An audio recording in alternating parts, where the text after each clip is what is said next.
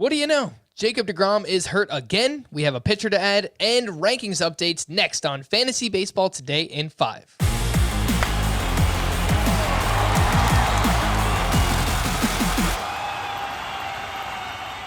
Welcome into FBT in 5. As always, make sure to follow and stream us on Spotify. Today is Thursday, June 17th. I am Frank Sample, joined by Scott White, and Jacob DeGrom is the best pitcher in baseball when he's healthy. There's no doubt about that. He struck out 8 of the 9 batters he faced on Wednesday, and then he left with right shoulder soreness. That's now 3 different injuries that he's dealt with this season. Scott, what do you think about Jacob DeGrom?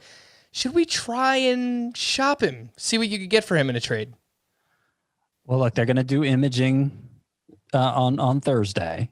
I don't think it makes sense to shop him before that unless you're sure something is significantly wrong. And how could you be sure given the history with Jacob DeGrom? I mean, it's not just this year. It goes back the past couple of years. He leaves the start looking dejected, looking like something's seriously wrong with him. And then, he's throwing the next day. It's gone this way so many times. I mean, we just saw him strike out 8 of 9 batters with a 99.6 mile per hour fastball. So, I mean, maybe this is the time it's different and something is seriously wrong, but I don't see how you make a move based on that, given how high end Jacob DeGrom is. Like, he's the best pitcher in the world. He is, and I'm not going to argue that. I feel like it's happening more frequently this year than in years past. Maybe I'm just not remembering the past couple of seasons, but it's been an elbow, it's been a shoulder, it's been an oblique injury, so I'm a little bit more worried. Don't sell low on DeGrom, but I would float him out there. Let's just see what happens. We've had a bunch of waiver wire ads in terms of starting pitchers recently, Scott. Can we add Ross Stripling to that mix? He went 6 2/3. He allowed 3 runs against the Yankees with 9 strikeouts on Wednesday and a career high 18 swinging strikes. Looks like he's due for 2 very good starts next week against the Orioles and the Marlins. He's only 20% rostered. Would you be trying to add Ross Stripling right now? I know it's been a good stretch. I know he just set a career high with 18 swinging strikes in this most recent start.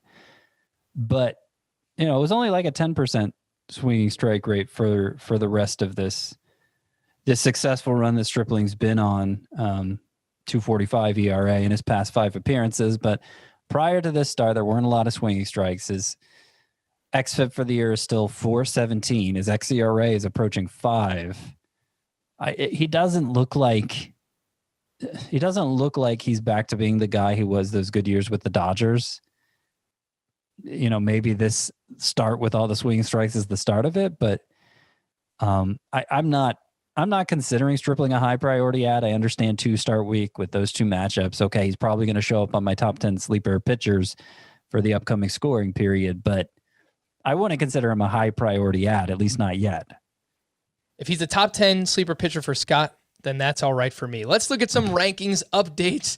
Scott, you made a few moves, and you moved Jose Altuve to your number 1 second baseman in fantasy baseball and Matt Olson to your number 3 first baseman. Both of them are playing out of their minds in the month of June. Jose Altuve has 8 home runs. He hit 2 more of those on Wednesday, and Matt Olson is batting over 400 with 5 home runs so far this month. So don't really know if there's much else to explain, but you were very aggressive in moving these guys up.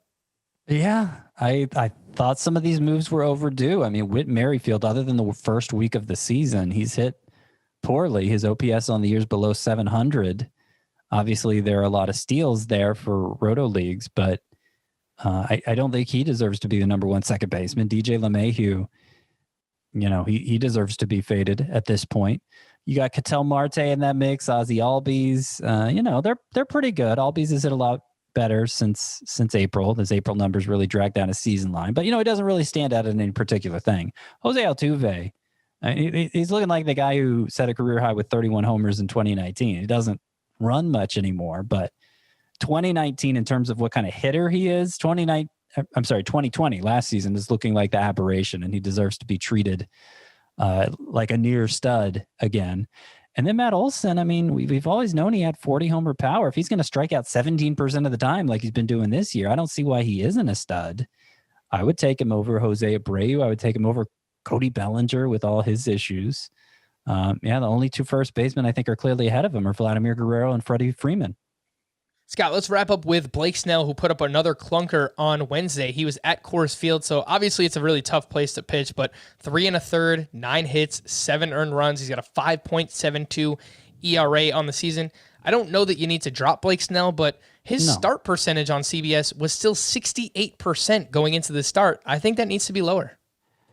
We've really been hanging on to that 2018 Cy Young season where he won 21 games with a 189 ERA, because not even counting this latest start, in the 47 starts after that 2018 season, he's had a 4.23 ERA, 1.31 WHIP. The K/9 is great, 12.3, but high ERA, high WHIP, and that's with him rarely going the 6 innings required for quality starts. So I think that's long enough to conclude Blake Snell is more of a matchup player, one who can be exciting at times, but kind of the way we used to treat Robbie Ray before he had this big breakthrough with the Blue Jays.